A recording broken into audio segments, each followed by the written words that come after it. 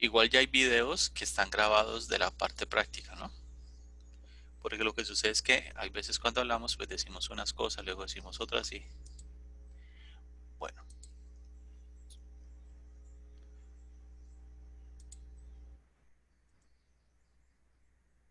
igual parte de lo que yo digo aquí también está amarrado a la teoría.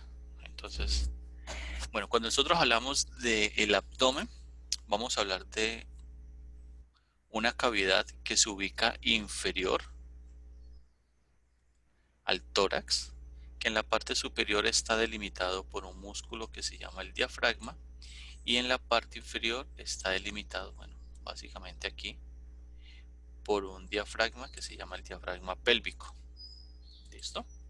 Él va a presentar dos paredes, o sea, esta que estamos viendo aquí corresponde a la pared anterior del abdomen e internamente tiene una pared que corresponde a la pared posterior del abdomen. El abdomen, para efectos prácticos, se ha dividido en regiones a partir de la proyección de unas líneas. Entonces, hay una línea que desciende por toda la parte media de la clavícula, baja. Son dos líneas verticales. Y vamos a presentar también dos líneas, creo que esa línea no hace un buen contraste, horizontales, que va desde el borde inferior de las costillas, una, y el otro va desde las crestas ilíacas de lado a lado. Entonces aquí tenemos unos cuadrantes, 9 cuadrantes, que se pueden llamar regiones, áreas, espacios. Esos cuadrantes se llaman de la siguiente manera. Los que están en la mitad, aquí, entonces este primero se llama el epigastrio. Este que está en medio se llama el mesogastrio. Y este que está en la parte inferior se llama el hipogastrio. Lateralmente, los cuadrantes tienen el mismo nombre. La diferencia está en la lateralidad. Entonces tenemos al lado derecho, hipocondrio derecho o región subcostal derecha, hipocondrio izquierdo o región subcostal izquierda. Inferior a él tengo el flanco derecho o región lateral derecha, flanco izquierdo o región lateral izquierda, y en la parte inferior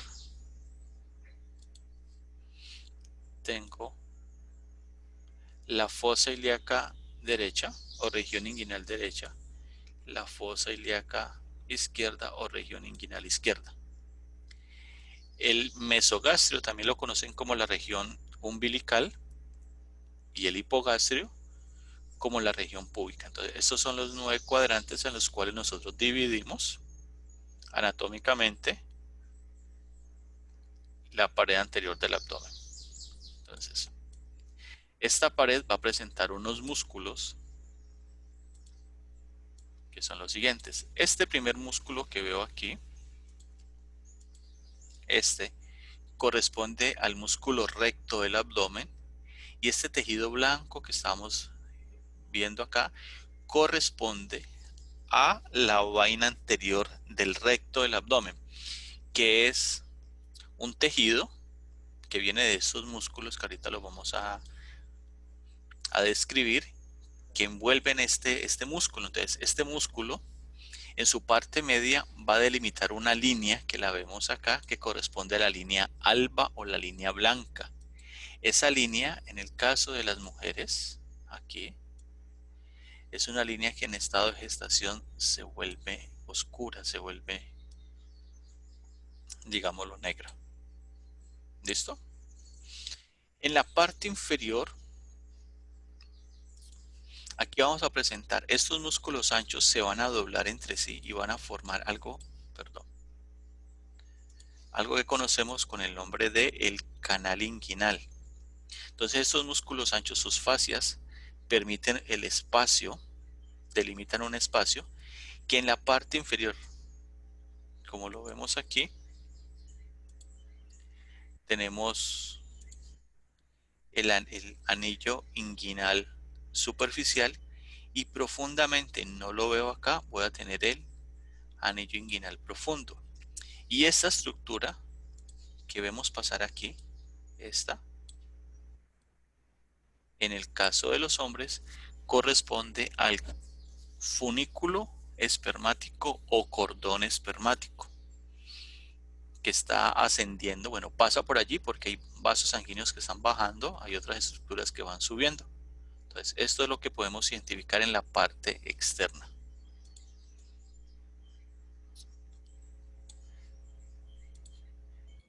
Entonces, este músculo se llama el recto del abdomen.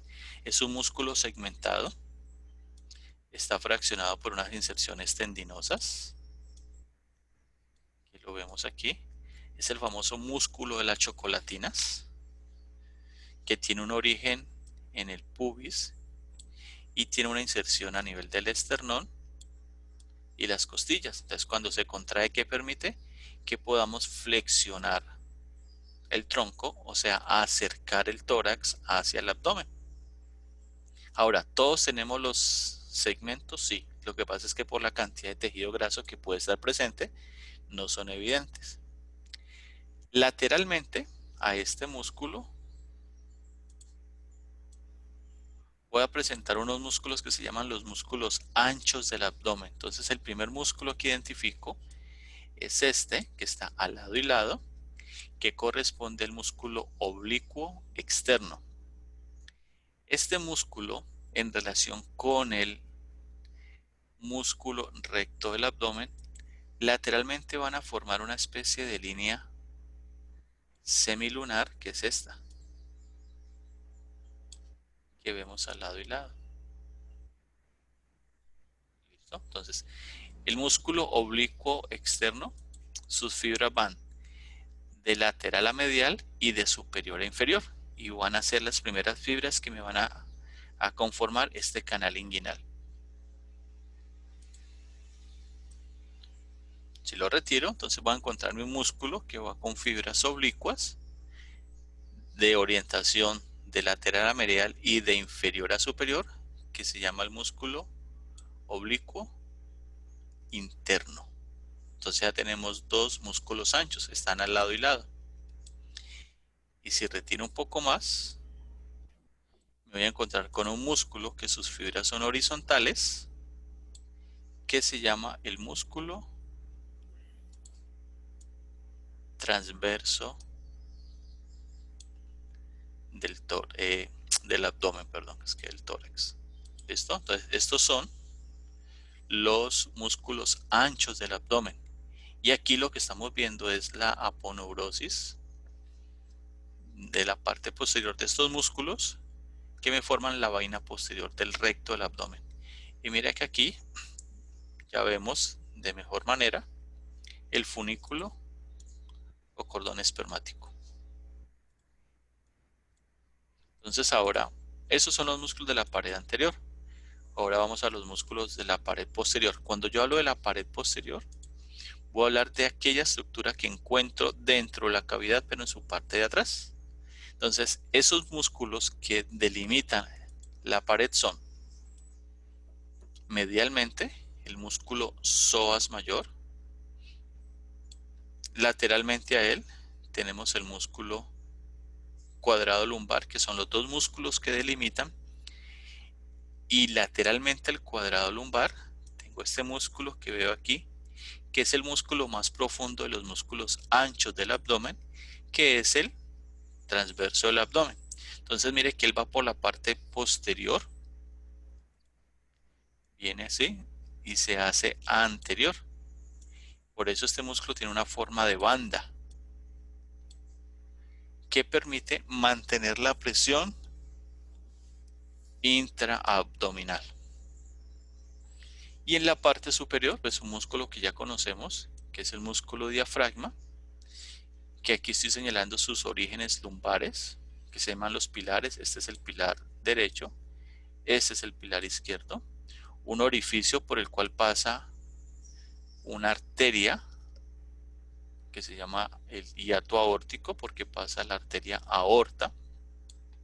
Y en la parte superior tengo otro orificio que corresponde al hiato esofágico por el cual pasa el esófago y los troncos vagales. Bueno, ¿preguntas allí, chicos? No, profe. Bueno, entonces, cuando yo hablo de sistema digestivo, debo referirme a la vía de entrada del sistema digestivo. ¿Y cuál es la vía de entrada del sistema digestivo? La boca. La boca. La boca. Entonces nosotros hablamos de la cavidad oral. Entonces acá tenemos, este es un corte sagital. Entonces la boca va a estar delimitada por las siguientes estructuras. En la parte superior tengo el paladar duro. En la parte anterior tengo los dientes. En la parte posterior tengo la orofaringe. En la parte inferior tengo la lengua.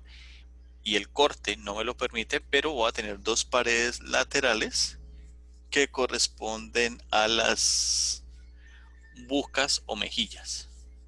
¿Listo? Entonces, esta es una vía de entrada. ¿Cuál otra vía de entrada podemos tener de alimentos para el cuerpo?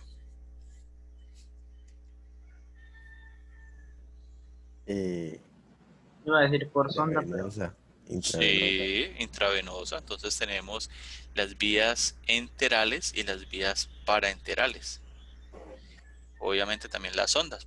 Por ejemplo, un paciente que tenga un compromiso de la vía digestiva alta, entonces pues hay algunos pacientes que tienen sonda que van directamente al abdomen y hacen todo su proceso de ingesta de alimentos.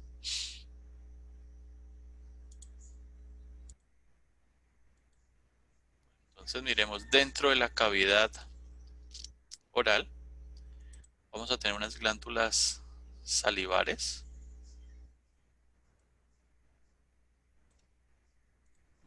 que estas glándulas, esta primera que veo aquí, corresponde a la glándula parótida. ¿En qué región se encuentra?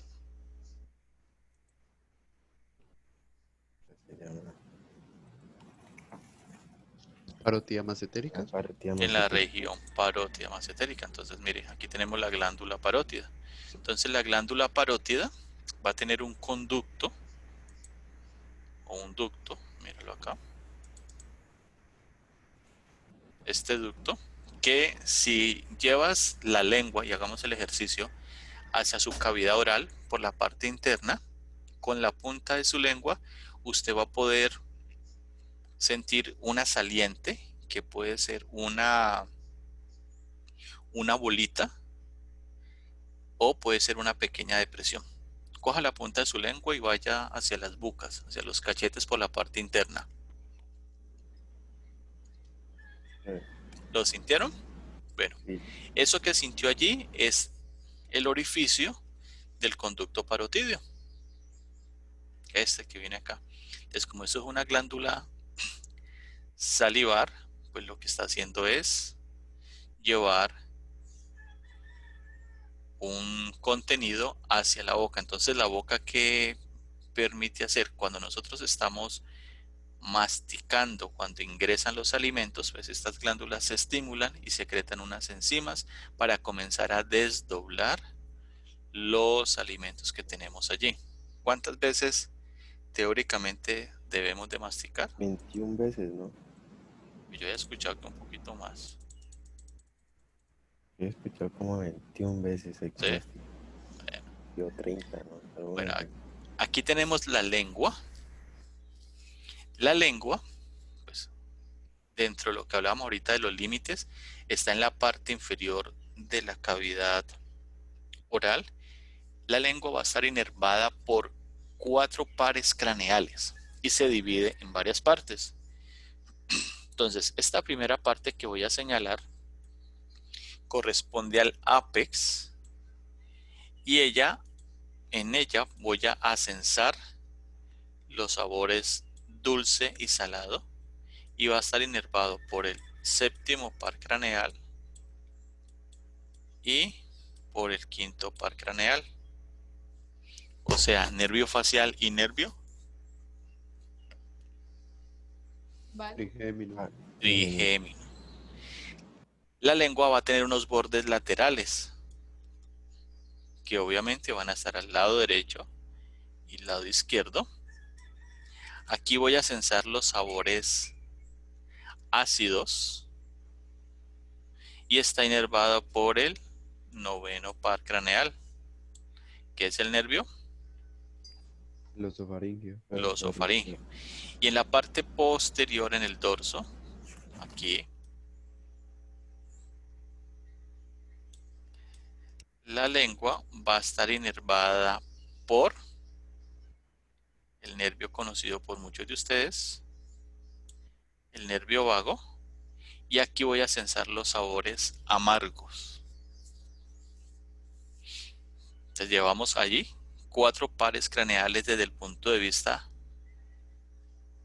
de sensibilidad especial, aunque el quinto realmente lo que permite es que el séptimo, a través de un nervio que se llama la cuerda del tímpano, vehicule con él, o sea, vaya acompañado. Y el nervio que me da la inervación motora a la lengua sería el nervio, ¿cuál es? El hipogloso. El nervio hipogloso. Bueno, este es el nervio lingual que les decía, que acompaña, viene acompañado de la rama del séptimo, y el hipogloso es el que va a dar la inervación motora a él. ¿Listo? Y el umami. ¿El qué? El sabor umami. Sí. El umami es la mezcla de todos los sabores, o el sabor que más predomine. Eso es lo que se sabe del famoso sabor umami. O sea que cuando usted prueba algo que para su gusto es rico, pues sería como ese sabor.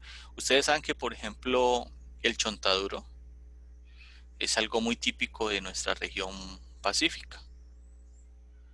Pero hay gente que dice que eso sabe horrible. O sea, que porque es insípido, porque es seco. Y a mí personalmente, a mí me encanta el chontaduro.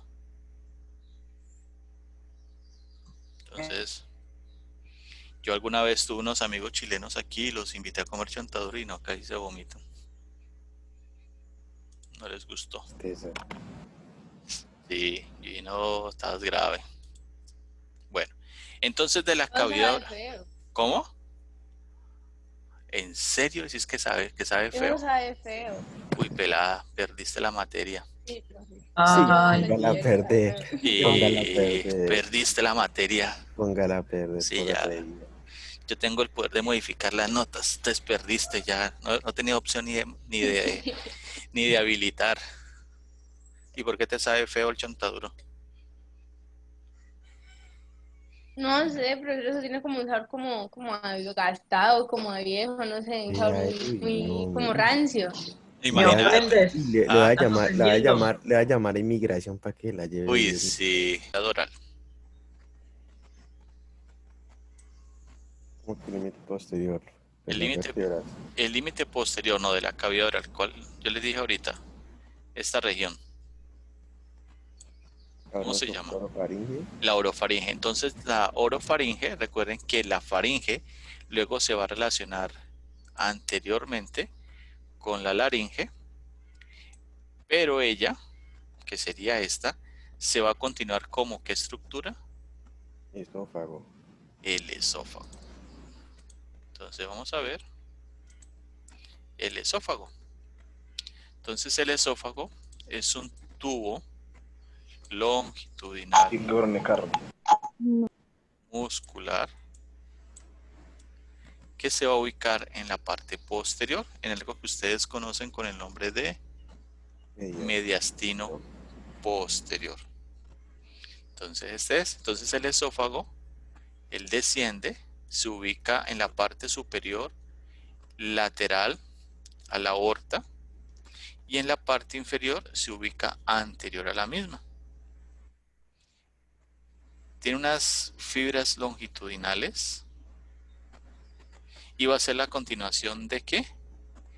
De la faringe.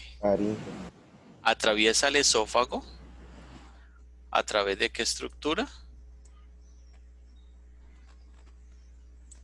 Aquí hay un espacio que se llama el hiato esofágico y va a llegar a unirse con el estómago. ¿Listo? Entonces él va a presentar unas partes estrechas que van a ser 3. La primera es cuando pasa de faringe a esófago, que es en la parte posterior de la laringe, por acá arribita más o menos.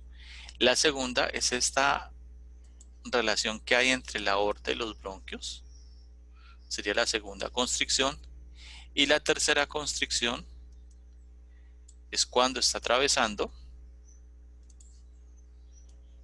el diafragma. Entonces aquí tenemos las 3 constricciones que presenta el esófago. Entonces, ya del esófago, ¿qué más seguiría? Si vamos con esa lógica. El estómago. El estómago. Entonces aquí tenemos el estómago. Es la parte superior. Corresponde al esófago. Entonces mira que el esófago, él se conecta con el estómago a través de un esfínter que está aquí, que se llama el cardias. Y este es un esfínter que se considera un esfínter fisiológico. ¿Qué significa? Que el contenido que está en el estómago se puede devolver por esta parte y se le llama reflujo gastroesofágico. Entonces, este esfínter no es un esfínter anatómico como lo vemos aquí, que presenta unas fibras radiaditas, sino que es un esfínter que tiene una consideración diferente. ¿Listo? Bueno. Entonces, el esófago en relación con el estómago lateralmente presenta una estructura que se llama la incisura cardíaca. Entonces, esta incisura va a tener un ángulo determinado. Dependiendo de este ángulo, va a haber mayor o menor presencia o mayor o menor incidencia, sería mejor la palabra, de reflujo gastroesofágico. ¿Listo? Bueno, entonces el estómago va a presentar una curvatura menor, que es esta, irrigada por la arteria gástrica izquierda. Va a presentar una curvatura mayor, que es esto, irrigada por la arteria gástrica derecha. Va a presentar una cara anterior, que sería esta, obviamente una cara posterior. Y aquí en su curvatura menor en relación con este órgano, que es el duodeno, vamos a tener una incisura que se llama la incisura angular. A su vez, el estómago, presenta unas partes. Esta parte superior corresponde al fondo. Aquí tenemos unas células especializadas que secretan ácido clorhídrico.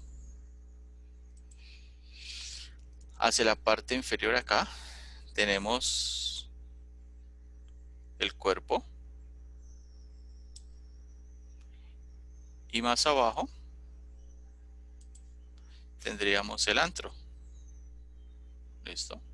Entonces el antro se va a relacionar con este órgano que se llama el duodeno. Y el duodeno corresponde a la primera porción del intestino delgado. Hay una estructura que se llama el esfínter pilórico, porque aquí el antro va a tener algo que se llama el píloro y va a ser este. Entonces el contenido de la cavidad gástrica, que se le llama quimo, en la cavidad oral se llama quilo, va a pasar acá. Entonces en el duodeno se van a desdoblar los nutrientes que tienen una estructura grande, como serían los lípidos. O sea, eso le llaman la saponificación de las grasas que se dan allí. Entonces el duodeno, borremos aquí, va a presentar las siguientes porciones. Tenemos una porción superior, una porción descendente, una porción transversa, y aquí presentaría una porción ascendente, y él se reúne o se une con la segunda porción del intestino delgado, que sería, pues aquí hago el dibujito, que se llama el yeyuno.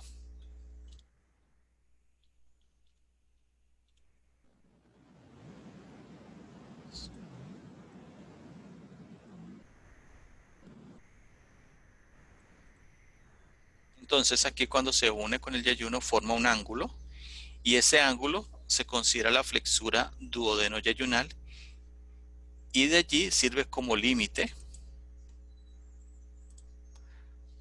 para definir la vía digestiva alta. O sea que de aquí para acá es vía digestiva alta, y de aquí hacia abajo vía digestiva baja. Entonces si yo retiro las capas, la capa externa, entonces me voy a encontrar con unos pliegues internos, y aquí va a haber una relación muy importante. El duodeno se relaciona con este órgano que se llama el páncreas. Aquí veo el cuerpo, aquí veo su cabeza. También voy a tener este conducto que se llama el conducto colédoco, que es este, y el conducto colédoco viene de la unión de un conducto que se llama el hepático común y otro que se llama el cístico, y su contenido, que es bilis, va a ser desemboca o va a ser vaciado, si lo llamamos así, en esta estructura que señalé, que se llama la papila duodenal mayor. Entonces el colédoco se une a este conducto que se llama el conducto pancreático principal, y presentan una dilatación que se denomina la ampolla hepatopancreática o la ampolla de Vater. ¿Listo? Entonces, del duodeno, ¿qué seguiría? El hígado.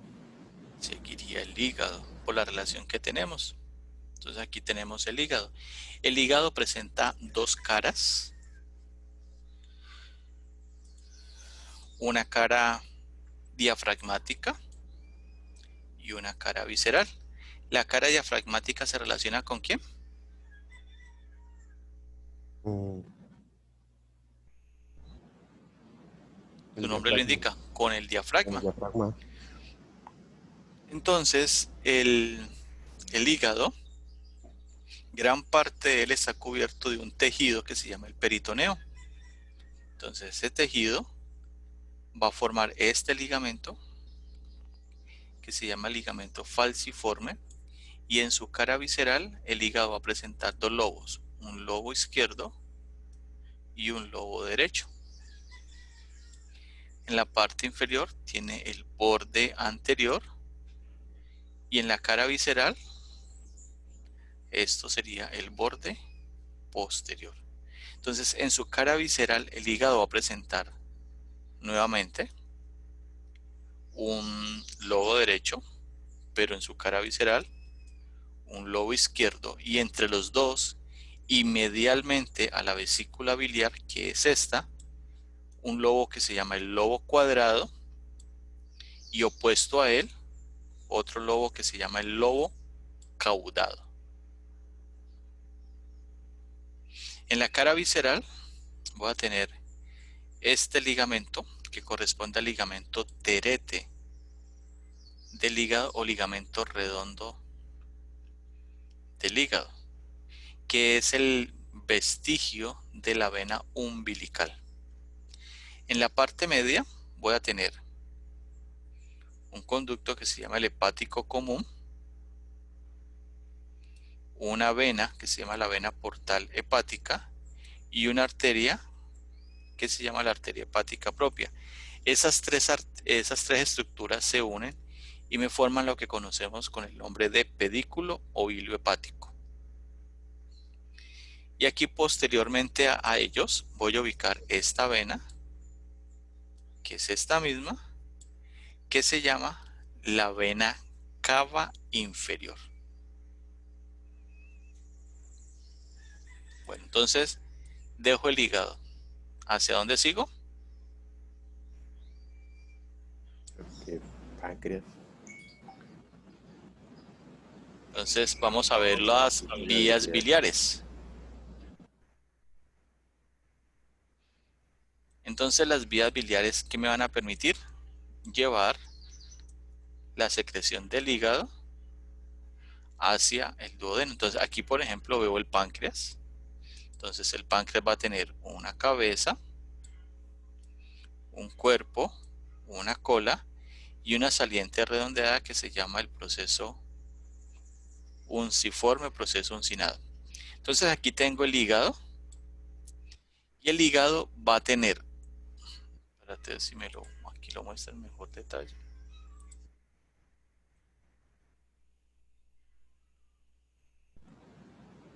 Me va a presentar este conducto, sería el conducto hepático izquierdo.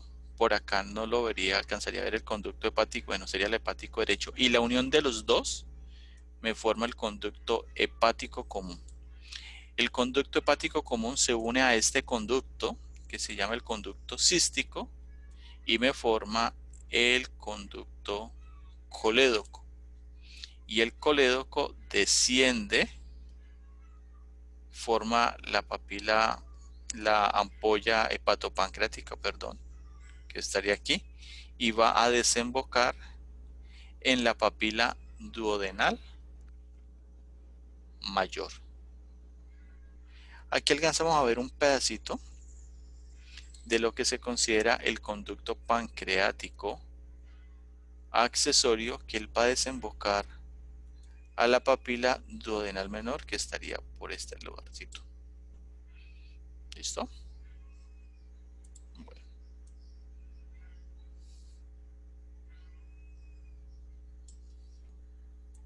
Entonces de aquí abajo a otra estructura que se llama el peritoneo. Entonces el peritoneo es un tejido epitelial de revestimiento muy similar a la pleura que recubre Los pulmones. los pulmones. ¿Qué otro tejido? El pericardio. El pericardio. Es una taza. Es un tejido que lo cubre. Entonces a nivel de pulmones se llama pleura, a nivel de corazón se llama pericardio y a nivel de cavidad abdominal o de sistema digestivo se llama peritoneo. Entonces el peritoneo va a presentar dos láminas. Entonces aquí tenemos el peritoneo parietal, que sería este que está señalado en color verde. es el que recubre externamente los órganos y va a estar relacionado con las paredes.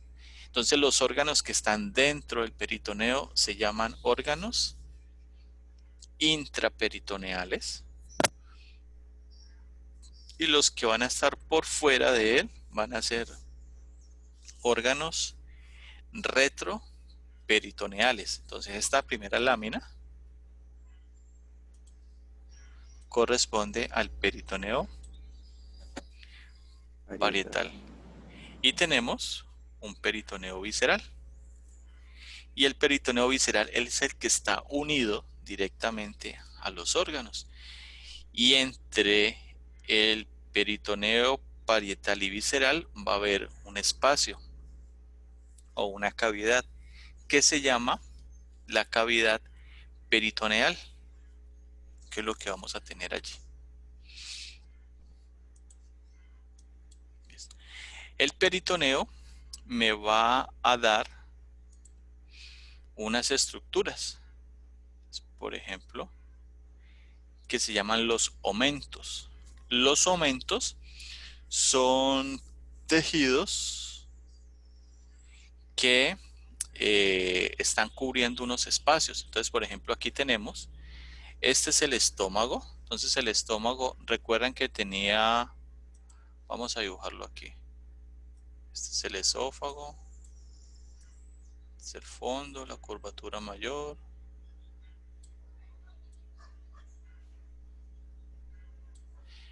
Esta curvatura mayor, desde ella hacia la parte, aquí hacia la parte inferior, desciende este tejido que se llama el omento mayor. También ustedes lo van a escuchar en algunos textos que le dicen epiplón mayor. Y acá arriba hay un órgano que tiene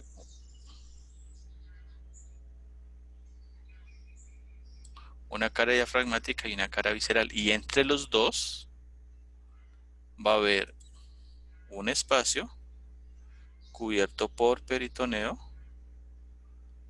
que se llama el omento menor. ¿Listo? Entonces mira, este es el hígado, o sea, el aumento menor sería aquí, más o menos.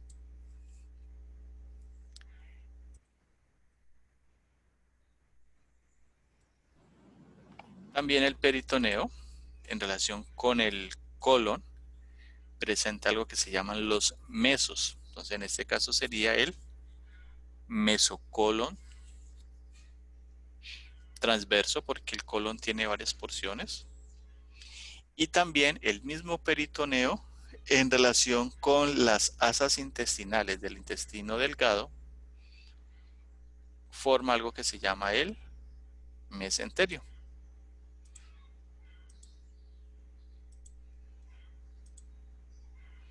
Bueno, entonces espere, yo vuelvo por acá, chicos, y les muestro.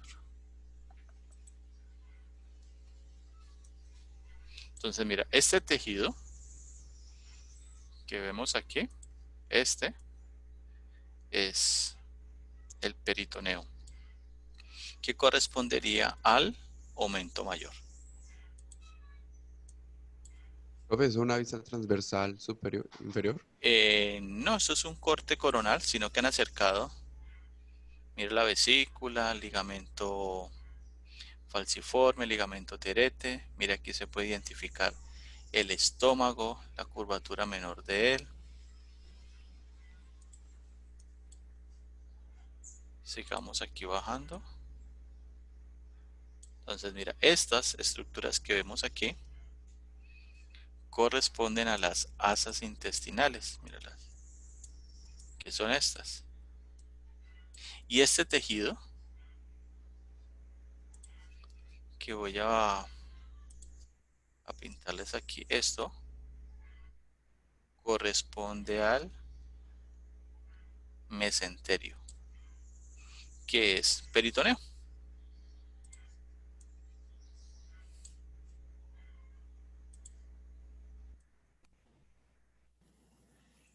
¿Listo? Bueno.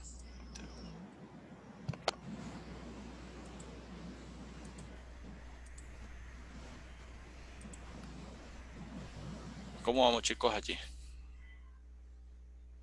Bien. Bueno, entonces aquí yo voy a identificar dentro de la cavidad abdominal, yo voy a tener dos intestinos. El más largo se llama el intestino delgado, que tiene 3 porciones: duodeno, yeyuno e ilium. Y sería esto que voy a señalar aquí. Este corresponde al intestino delgado. El intestino delgado mide aproximadamente 7 metros. Y para poder que los 7 metros se ubiquen dentro de la cavidad abdominal, se ha plegado. Y a estos pliegues que vemos aquí se llaman las asas intestinales. Entonces hablamos de que las 3/5 partes corresponden al yeyuno y las 2/5 partes corresponden al ilium.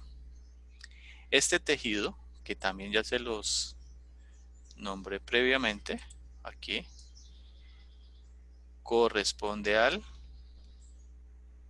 mesenterio. Lateralmente, yo voy a encontrar el otro intestino, El grueso.